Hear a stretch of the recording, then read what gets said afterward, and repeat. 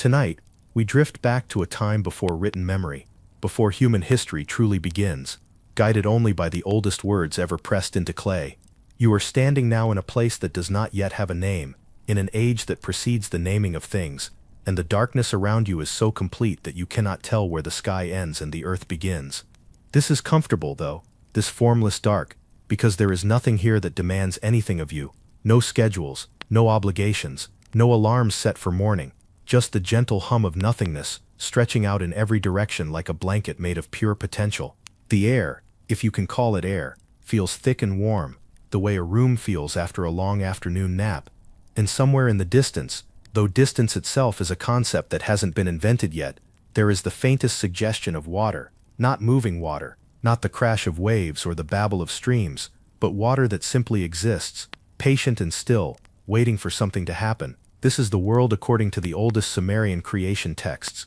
a cosmos that begins not with a bang, but with a kind of cosmic yawn, and honestly, that feels appropriate for a bedtime story. Mainstream Assyriologists have long recognized that the Sumerian creation myth, known as the Aridu Genesis, fragments of which survive on tablets dating to roughly 1600 BCE, presents one of the earliest written cosmogonies in human history, describing a universe that emerges from the mingling of fresh water, called Apsu, and salt water, called Tiamat, in later Babylonian traditions, though the Sumerians themselves had slightly different terminology. You probably won't survive this, not because anything dangerous is about to happen, but because this story is designed to gently escort you into sleep, and by the time we reach the end, you may find that your eyelids have grown quite heavy, and your thoughts have softened into dreams. So, before you get comfortable, take a moment to like the video and subscribe, but only if you genuinely enjoy what I do here. If you're watching this in bed, perhaps with your phone propped against a pillow or your laptop balanced precariously on your chest,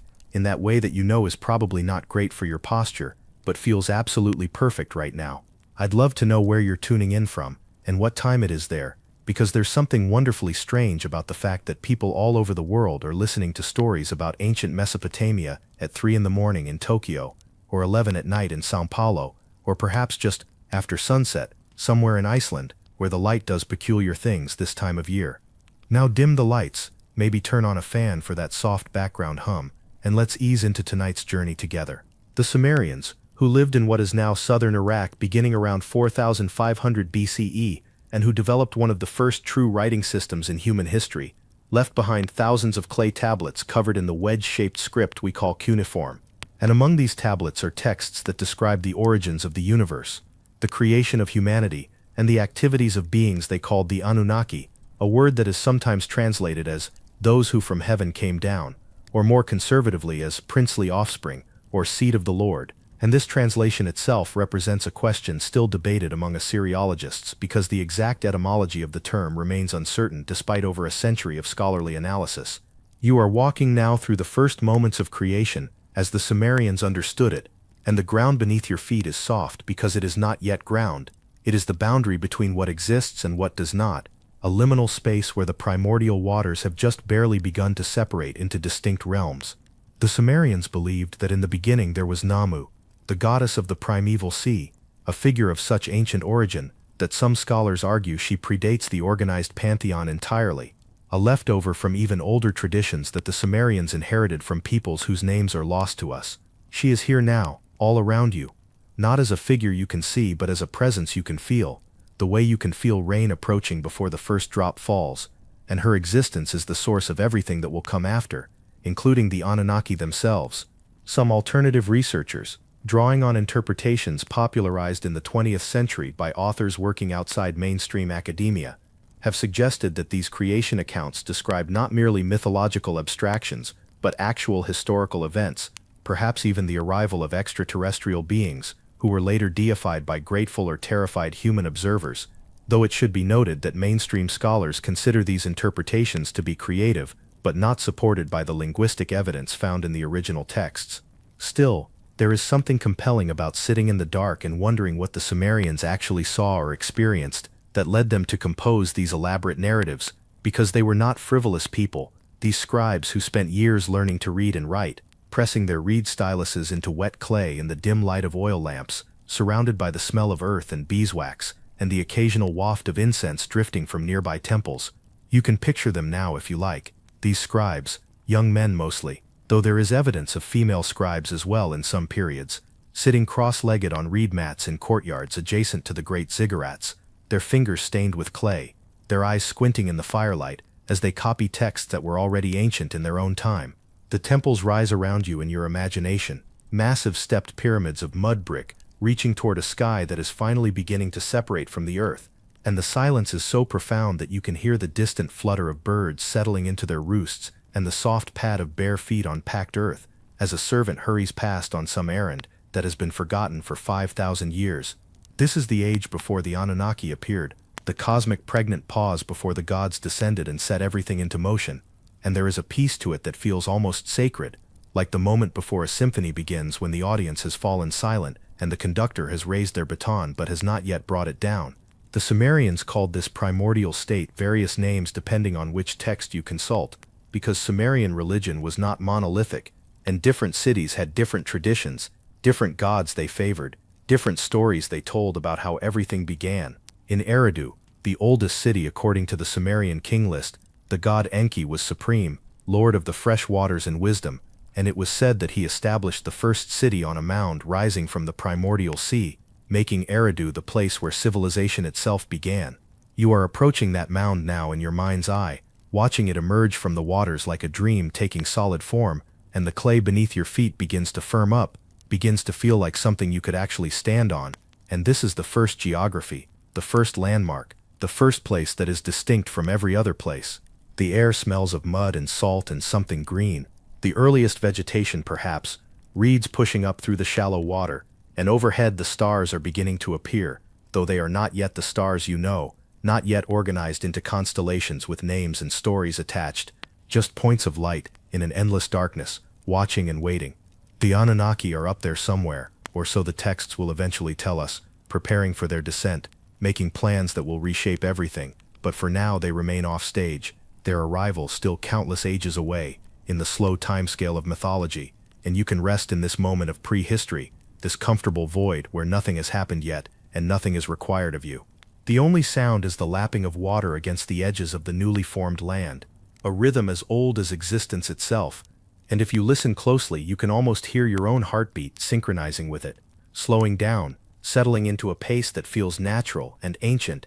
and deeply, deeply restful. The waters have separated now, the sky arching overhead like a great dome of lapis lazuli, scattered with silver lights, and you find yourself standing on solid ground for the first time in this long story, though the ground is still soft and yielding, still new enough that it remembers being sea. Something is changing in the quality of the darkness, a tension building in the air like the moment before a thunderstorm, and you understand without being told that the next phase of creation is about to begin. The Sumerian texts describe the descent of the Anunnaki in language that is both poetic and frustratingly ambiguous, because the scribes who composed these accounts were not writing for audiences 5,000 years in the future, they were writing for people who shared their assumptions and understood their references, and this means that much is implied rather than stated, hinted at rather than explained. You can picture the descent if you try. Imagine the night sky rippling like the surface of a disturbed pool. Imagine something coming down through the darkness, not falling exactly,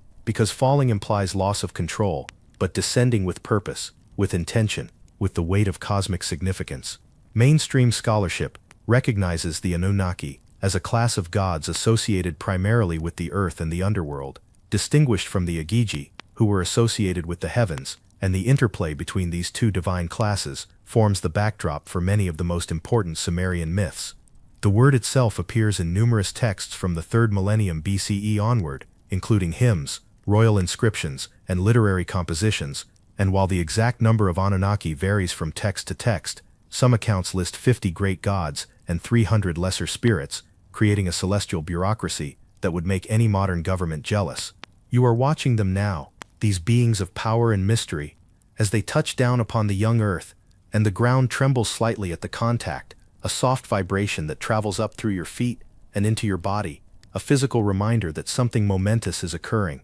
They are luminous, these Anunnaki, though not in the way that you might expect from modern depictions of divine beings, not glowing with Hollywood special effects, but rather possessing a kind of presence that makes the air around them feel thicker, more substantial, as if reality itself is concentrated more densely in their vicinity. According to the texts, the chief among them in this early period is Enlil, Lord of the Wind and the Atmosphere, whose name means something like Lord of the Air, or Lord of the Command, and it is Enlil who begins the work of organizing the cosmos, separating earth from sky, establishing the movements of the celestial bodies, creating the conditions under which life might eventually flourish. You can feel the wind picking up now, as Enlil takes his place, a wind that is not cold or hostile, but rather energizing, the first breath of a new world, carrying with it the scent of possibility and the distant promise of growing things. The temples that will later rise in his honor at Nippur, the religious center of ancient Sumer, are already prefigured in this moment, their foundations laid in the cosmic architecture that Enlil is establishing. And you might imagine them now, those great mud brick structures, not as ruins half buried in sand, but as gleaming monuments fresh from the builder's hands, their walls whitewashed and their corners sharp. Some fringe interpreters have suggested that the Anunnaki's descent represents a literal arrival from another world, pointing to various enigmatic passages in the texts that speak of the gods coming from heaven and establishing their earthly dwelling places. But the word translated as heaven in these contexts, the Sumerian An, simply means sky or above, and mainstream philologists argue that it refers to the cosmic realm of the gods rather than to any physical location in outer space. Still, as you stand here in the half-light of this newly formed world, watching these powerful beings go about their work, you can understand why some readers have been tempted to imagine them as extraterrestrial visitors, because there is something profoundly alien about the way they move and act, something that exceeds human comprehension in ways that feel not merely divine, but genuinely other. The Igigi are here too, the younger gods, the sky dwellers, and they have been given the labor of maintaining the cosmos, the endless task of keeping the celestial machinery running, digging the channels that will bring water to the earth, tilling the soil that will eventually yield grain, performing the physical work that the greater Anunnaki have decreed must be done. You watch them toil in the dim light, these divine workers, and there is something almost sympathetic about their situation, something that feels familiar to anyone who has ever worked a job they didn't choose under bosses they didn't select. And the fact that this relatable detail appears in texts written more than 4,000 years ago suggests that some aspects of the working experience are truly universal. The clay tablets that preserve these stories, now housed in museums from London to Philadelphia to Berlin, were originally stored in temple archives and royal libraries, carefully catalogued and maintained by generations of scribes who understood their value, and it is a small miracle of preservation that any of them survived the millennia of wars, floods,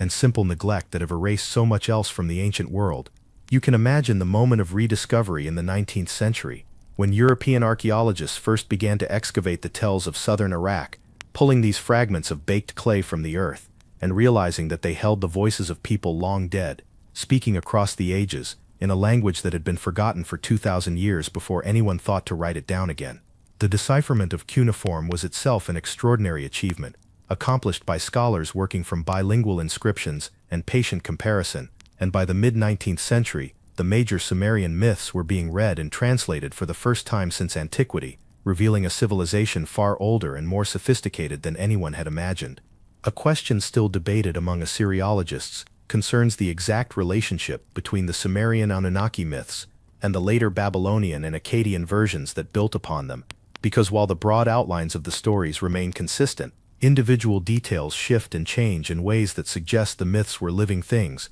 adapting to new cultural contexts and religious needs over the centuries. You are walking now through the newly ordered world, and everywhere you look you see the evidence of divine labor, mountains rising in the distance, rivers carving their paths through soft alluvial soil, the first plants pushing up through the mud, as if eager to see the sun that has only recently begun to track its regular path across the sky. The stars overhead have been organized now into patterns that the later Babylonians will name and map, creating a celestial geography that mirrors the terrestrial one below, and there is a sense of everything finding its proper place, settling into the grooves of existence like water finding the lowest ground. The Anunnaki themselves have established their dwelling places, the temples that will serve as the earthly homes of the gods, points of contact between the divine realm and the mortal one, and you can see the first of these structures rising on the horizon, not the grand ziggurats of later millennia, but simpler structures, small shrines of mud brick, where offerings might be made and prayers might be heard. The silence of the primordial age is giving way now to sound, to the whisper of wind through reeds, to the distant cry of birds, to the murmur of water moving through channels, and you realize that this is the beginning of the world, as it will come to be known, the stage being set for the drama that will follow. Sleep is beginning to seem like a reasonable destination, isn't it, as you walk through this soft landscape of early creation. And there is no urgency here, no need to rush, because the story will wait for you. The ancient words pressed into clay have been waiting for thousands of years already, and they can wait a little longer while you drift toward rest. The Anunnaki continue their work around you, patient and eternal, shaping a world that you have inherited without knowing it, and the clay beneath your feet is the same clay from which the tablets were made, the same clay from which humanity itself will eventually be fashioned, all connected, all part of a single continuous substance that flows through time, like water through a channel. The world is established now, the great work of creation largely complete,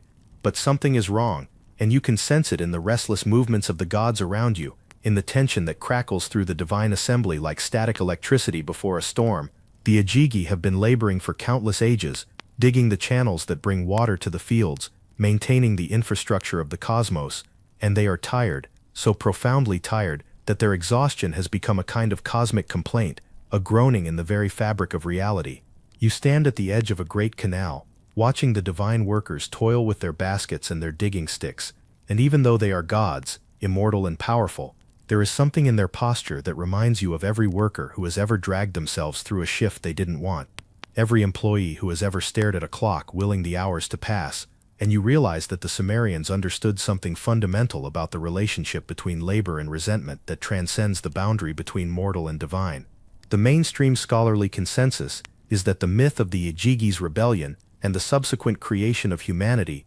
represents an early attempt to explain why humans must work, a theological justification for the toil that defines so much of mortal existence, and the text known as the Atrahasis epic, preserved on Babylonian tablets but drawing on earlier Sumerian sources, provides the fullest account of this pivotal moment in cosmic history. You are present now at the moment of crisis, watching as the Igigi throw down their tools and surround the temple of Enlil, demanding relief from their endless labors, and there is something almost inspiring about their defiance. These gods who have decided that enough is enough, that no one, not even the great Anunnaki, can command them to work forever, without rest or respite. The fire they have kindled burns bright in the darkness, a protest fire, a strike fire, and you can feel its warmth on your face as you stand among the gathered divine workers, though you are careful to stay out of the way, because witnessing divine rebellion is the sort of thing that could go badly for a mortal observer if mortals existed yet, which they don't. Enlil is not pleased, as you might imagine, and his anger is a palpable thing, a pressure in the air that makes your ears pop and your eyes water. But before he can unleash his fury upon the rebellious gods, a voice speaks from the assembly of the great Anunnaki, calm and thoughtful, suggesting an alternative. This is Enki, Lord of wisdom and fresh waters, the cleverest of the gods, and his proposal will change everything. Let them create a new being, he suggests, a creature that will bear the burden of the gods, that will do the labor the Igigi refuse to do, that will serve and worship and work, so that the gods may rest. The solution seems obvious in retrospect, as clever solutions often do, and the other gods agree immediately, relieved to have found a way out of the crisis that doesn't require them to either destroy the Igigi or give in to their demands, because gods, like middle managers everywhere, prefer solutions that maintain the basic structure of authority, while making just enough concessions to prevent outright revolt. You are in the House of Destiny now, the place where the great decisions are made, and the atmosphere is charged with anticipation as the gods gather to witness the creation of humanity. Some alternative interpreters have suggested that this narrative describes not mythological events but an actual process of genetic engineering, with the Anunnaki represented as advanced beings manipulating DNA to create a workforce. And while mainstream scholars find this interpretation entirely unsupported by the textual evidence, it is worth noting that the ancient description does include some remarkably specific biological language, references to blood and clay and essence, that have prompted creative readings across the centuries. The goddess Nintu, also known as Ninhursag, or Mami, depending on which tradition you consult, is summoned to perform the actual work of creation, because the creation of life is her domain, and she begins by mixing clay with the blood of a slaughtered god, a deity named Wiailu, in some versions, whose divine essence will give the new creatures their spark of consciousness and their connection to the divine realm. You watch as she kneads this mixture, clay and blood and divine substance blending together beneath her skilled hands.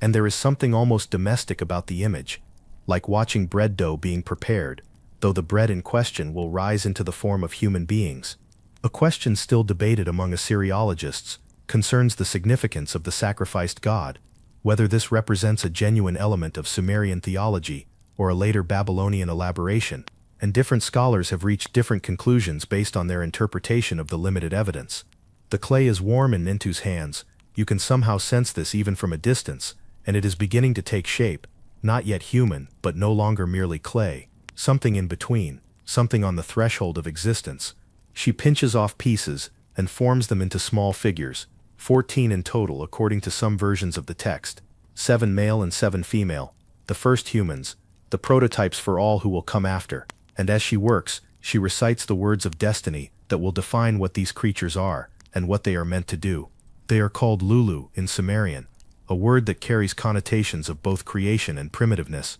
and they are made for a purpose, to bear the yoke of the gods, to do the work that the Igigi have refused, to dig the canals and plant the crops and maintain the temples, so that the gods may live in leisure and receive their offerings in peace. The first humans open their eyes in the house of destiny, blinking in the dim light of the divine workshop, and you wonder what they see, these brand new beings, what they think and feel as consciousness floods into bodies that did not exist moments before. They are not alone, of course. They have each other, and they have the gods to guide them, to teach them the skills they will need to survive in the world that has been prepared for them. And there is something almost tender about the relationship in these earliest accounts, before the complications set in, before the floods and the punishments and the long, slow withdrawal of divine attention. You are tired now, perhaps, feeling the weight of all this creation pressing down on you, and that is appropriate, because creation is exhausting work, even when you are merely witnessing it rather than performing it. The new humans are led out into the world, shown the fields they will work and the cities they will build,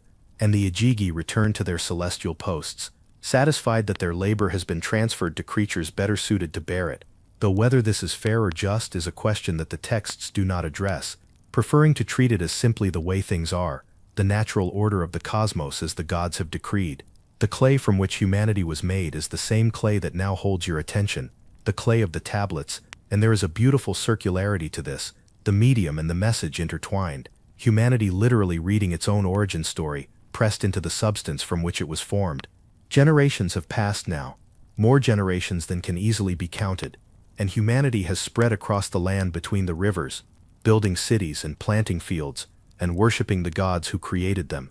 And for a time, everything unfolds according to the divine plan, the cosmic machinery humming along as it was designed to do. But something is changing, a tension building in the relationship between gods and mortals, and you can sense it in the way the light falls, in the restless stirring of the winds, in the strange dreams that trouble the sleep of kings and commoners alike. The humans have multiplied, you see, multiplied beyond all expectation, and their cities have grown loud and crowded, their voices rising day and night in a clamor that reaches even to the ears of the gods, disturbing their rest, intruding upon their divine leisure. You are standing now in one of the great cities of the plain, Shuruppak perhaps, which the Sumerian king list identifies as the city of Ziusudra, the flood hero.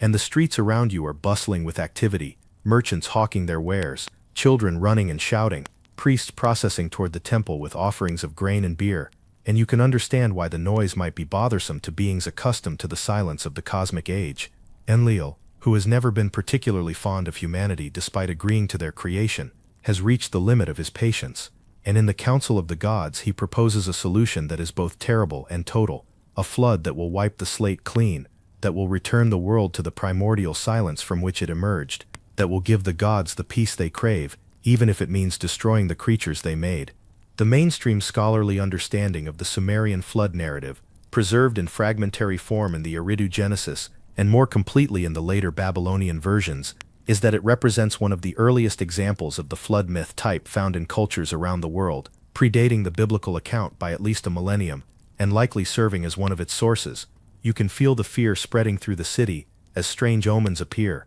as the rivers behave strangely, as the animals grow restless, and the birds refuse to settle, all the signs that the ancient world recognized as portents of disaster. But Enki, ever the friend of humanity, cannot bear to see his creation destroyed, and in secret, in violation of the oath the gods have sworn, he whispers a warning to a man named Ziusudra, the king of Shuruppak, a pious man who has always honored the gods with proper offerings and genuine devotion. The warning comes in a dream, or perhaps through a reed wall that Enki speaks to rather than to Ziusudra directly, a technicality that allows him to claim he did not actually break his oath, and this divine lawyering has a certain charming quality to it, the great god of wisdom finding a loophole in the cosmic contract. You are with Ziusudra now, as he receives the warning, watching his face as the impossible news sinks in, and there is a long moment of silence before he begins to move, to gather his family, to prepare the boat that will carry them through the catastrophe to come. A question still debated among Assyriologists concerns the exact dimensions and nature of the vessel described in the various flood accounts, because the Sumerian, Babylonian, and later versions differ in their specifics, and some scholars have attempted to calculate whether such a boat could actually have been built and floated using ancient technology. Some fringe interpreters have suggested that the flood narrative represents a memory of an actual catastrophic event, perhaps the flooding of the Persian Gulf basin at the end of the last ice age, or some other geological upheaval, and while mainstream scholarship tends to be skeptical of such literal readings, the persistence of flood myths across so many cultures does suggest that some fundamental human experience underlies these stories. The rains begin to fall as Ziusudra completes his preparations, first as a gentle drizzle, then as a steady downpour, then as a deluge that seems to blur the boundary between sky and earth, returning the world to the primordial state of water and darkness from which it first emerged. You are on the boat now, safe within its pitch-sealed walls, and outside you can hear the roar of the waters, the crash of falling buildings, the cries of those who were not warned, sounds that fade gradually into silence as the flood reaches its terrible peak. 7 days and 7 nights the waters rise, according to the most common version of the account, and during this time, Ziusudra and his family huddle in their floating refuge, not knowing if they will ever see land again, not knowing if there will be any land left to see. The gods themselves are frightened by what they have unleashed, the texts tell us, cowering like dogs at the edge of heaven, regretting the destruction they have caused, and there is something almost reassuring about this detail, the idea that even the gods can make mistakes, can go too far, can find themselves overwhelmed by the consequences of their own actions. The waters begin to recede eventually, as waters always do, and the boat comes to rest on a mountaintop, and Ziusudra emerges into a world that is both familiar and utterly changed, scoured clean by the flood, silent except for the dripping of water from every surface. He makes an offering to the gods, grateful for his survival, and the sweet smell of the sacrifice rises into the heavens, and the gods gather around it like flies around honey, hungry for the offerings they have been denied during the time of the flood. And there is something almost comic about this image, these great cosmic beings crowding around a small altar, desperate for the smell of roasted meat. Enlil is furious when he discovers that anyone has survived, that his plan for total destruction has been thwarted, but Enki talks him down, argues that a more measured approach to the human problem is needed, and eventually the gods agree to a compromise. Humanity will be allowed to continue, but limits will be placed upon them, lifespans shortened, diseases introduced, all the mechanisms that will keep their numbers in check and prevent them from ever again becoming so numerous and so loud. The Anunnaki begin to withdraw after the flood, not all at once but gradually, step by step, their direct involvement in human affairs diminishing as the ages pass, until eventually they become not rulers and guides but distant presences, remembered in rituals and invoked in prayers but no longer walking among their creation. You are standing now at the threshold of the historical period, the age when human kings will rule in the names of gods who no longer speak directly, when the temples will become monuments to memory rather than houses of living divinity, and there is a melancholy to this transition, a sense of something precious being lost, even as something new is being born. The stars overhead are the same stars that watched the Anunnaki's descent, the same stars that witnessed the creation of humanity and the destruction of the flood, and they will continue to watch long after all the stories have been told and all the tablets have crumbled to dust. And so we come to the end of tonight's journey, this long, slow drift through the oldest stories that human hands ever pressed into clay, and as you lie there in the darkness, perhaps already half asleep, it seems fitting to gather together the threads we have woven and see them whole. We began in the time before time, in the primordial waters where Nammu dreamed her formless dreams, where the cosmos existed only as potential, a vast darkness waiting for the first spark of differentiation. We watched as the waters separated, and the first land emerged, as the Anunnaki descended from the heavens to bring order to chaos. These powerful beings whose names echo down through the millennia, Enlil and Enki, Nintu and Inanna, the great gods of Sumer, who shaped the world and then created beings to maintain it. We stood among the rebellious Igigi as they threw down their tools and demanded relief from their endless labors.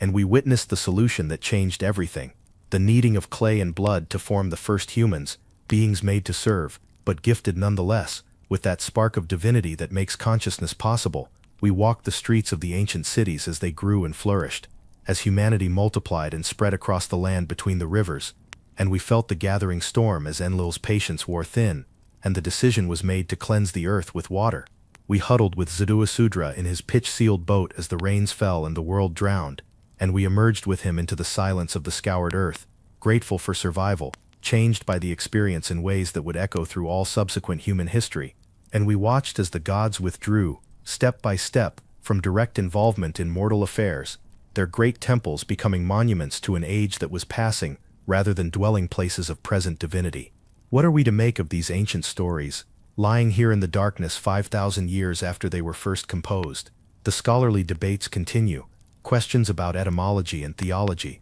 about the relationship between different versions of the myths, about what the Sumerians actually believed versus what they simply told as stories. The fringe interpretations persist as well, finding in these texts evidence of visitors from the stars, of ancient technologies, of histories hidden behind the veil of myth. Perhaps the truth lies somewhere in between, or perhaps it lies elsewhere entirely, in places we have not yet thought to look. What is certain is that these stories mattered to the people who created them, mattered enough to be carefully preserved and copied and passed down through generation after generation, and that fact alone makes them worthy of our attention. If you have enjoyed this journey, if these ancient words and the voice carrying them have helped ease you toward rest, I would be grateful if you would take a moment to subscribe to the channel and like this video. These small actions make a genuine difference, helping to ensure that more people can find these gentle histories when they need them most, in the quiet hours of the night when sleep seems distant and the mind needs something soft to hold. If you found value in what we have shared tonight,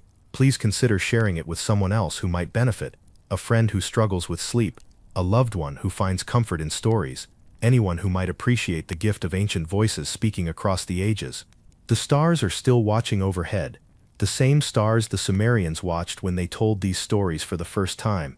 and there is a continuity in that, a thread connecting you to all the sleepers who have ever listened to tales in the darkness and let themselves drift toward dreams. The clay tablets are crumbling in their museum cases, slowly returning to the earth from which they came, but the words they carry have been transcribed and translated, preserved now in new forms that the ancient scribes could never have imagined. And as long as someone reads them, as long as someone tells these stories, the Anunnaki live on in the only way that gods truly can, in memory, in imagination, in the soft spaces between waking and sleep. Your breathing is slower now, isn't it? Your thoughts beginning to soften and blur at the edges. Let them go. Let the images we have conjured drift away like smoke, like water, like the primordial mist that covered the world before the first land rose. The Anunnaki have withdrawn to their cosmic realms, and their withdrawal is an invitation, permission to set down the burdens of consciousness, to release the responsibilities of waking thought, to surrender to the gentle tide of sleep.